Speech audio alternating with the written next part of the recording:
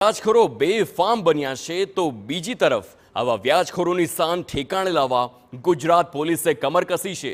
અમરેલીના લાપડિયા ગામે ખેડૂતની જમીન વ્યાજખોરના સકંજામાંથી છોડાવી પોલીસે પરત અપાવી છે। અમરેલીમાં છેલ્લા ઘણા સમયથી પોલીસ દ્વારા વ્યાજખોરો વિરુદ્ધ અભિયાન ચલાવાઈ રહ્યું છે અને વ્યાજખોરોએ અરજદારોની પડાવી પાડેલી મિલકતોને પાછી મેળવી મૂળ માલિકોને પરત કરાઈ રહી છે। કંઈક આવી જ ઘટના લાપાળિયા ગામમાંથી પણ સામે આવી। લાપાળિયા ગામના ખેડૂત કનુભાઈ લુણાગીરિયાએ વ્યાજખોર બાબુભાઈ તરૈયા વિરુદ્ધ અરજી આપી હતી। વ્યાજખોરે ખેડૂતની અંદાજે 40 લાખની 9 વીઘા જમીન પચાવી પાડી હતી। અરજી મળતા જ પોલીસે એવી કડક કાર્યવાહી કરી કે આરોપીએ સામેથી જમીન પરત કરવા ખેડૂતનો સંપર્ક કર્યો। કેસ બાબતે માનનીય રાજ્ય સરકાર તરફની જે કડકાઈથી કામ કરવાની સૂચન છે તે મુજબ જિલ્લા પોલીસે અને સ્પેસિફિકલી અમરેલી તાલુકા પોલીસ સ્ટેશને બહુ જ કડકાઈથી કડક હાથે કામ લીધા, જેથી આ કામના જે આરોપીઓ છે બાબુભાઈ પરસોત્તમબા તરૈયા નાઓએ બારોબાર આ કેસના જે અરજદાર છે કનુભાઈ લુણાગરિયા નાઓને સંપર્ક કરી કે ભાઈ અમારે અત્યારે તમારી જમીન જે છે એ અમે પરત આપવા તૈયાર છે, ભવિષ્યમાં પણ આ બાબતે અમે કોઈ પણ પ્રકારની તમે હેરાન પરેશાની નહીં કરીએ તેમ કરીને એક સમાધાન કરી લીધેલ છે। તો સમગ્ર ઘટનાક્રમ જોઈએ તો ખેડૂત કનુભાઈનો પુત્રએ વ્યાજખોર આરોપી પાસેથી રૂપિયા ઉછીના લીધા હતા। 3 લાખ રૂપિયા 10% વ્યાજે લીધા હતા અને 3 લાખના બદલામાં વ્યાજખોરે વ્યાજ સહિત 12 લાખ રૂપિયાની પઠાણી ઉઘરાણી કરી હતી। વારંવાર થતી પરેશાનીથી કંટાળી ખેડૂતો બેંક લોન લઈ 12 લાખ રૂપિયા વ્યાજખોરને ચૂકવ્યા, પરંતુ તેમ છતાં આરોપીને સંતોષ ન થયો। તેણે ફરિયાદીનું લગભગ 7 લાખની કિંમતનું 800 મણ કપાસ છીનવી લઈ બારોબાર વેચી દીધું। ખેડૂતના ખેતીના સાધનોને પણ ભંગારમાં વેચી માર્યા।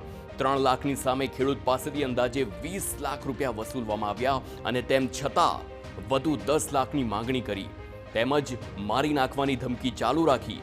ખેડૂત પાસે રૂપિયા ન હોય આરોપીએ તેની 40 લાખની કિંમતની 9 વીઘા જમીન પર પણ કબજો જમાવ્યો અને આખરે ફરિયાદીએ 8 મેના રોજ પોલીસનો સંપર્ક કર્યો। જિલ્લા પોલીસ વડા અને તાલુકા પીઆઈની ટીમે ફરિયાદીને સાંત્વના આપી અને તરત કાર્યવાહી કરી।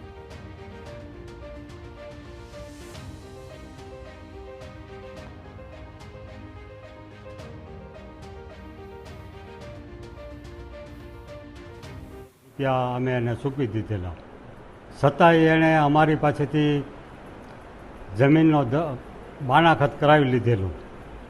પછી એણે મારી માથે કેસ કર્યો દસ્તાવેજ કરવા, મારે સાહેબનો એસપી સાહેબનો સહારો લેવો પડ્યો।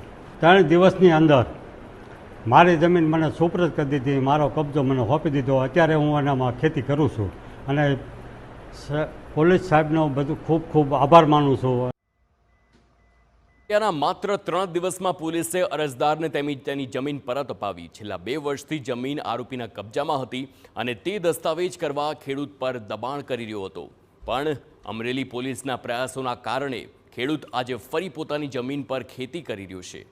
પોલીસે પણ લોકોને વ્યાજખોરો સામે ખુલીને ફરિયાદ કરવા અપીલ કરી છે। એ અઠવાડિયામાં જિલ્લામાં 306ના 3 કેસીસ દાખલ થયેલ છે જે વ્યાજખોરીના જ છે। ધારીમાં એક વ્યક્તિએ વ્યાજખોરીના દબાવમાં આવીને દવા પીધેલી છે। સેમ બનાવ તમારા સાવરકુંડલા ટાઉન પોલીસ સ્ટેશનમાં દાખલ થયેલ છે અને એક બનાવ જે છે એ વડિયા પોલીસ સ્ટેશનમાં દાખલ થયેલ છે।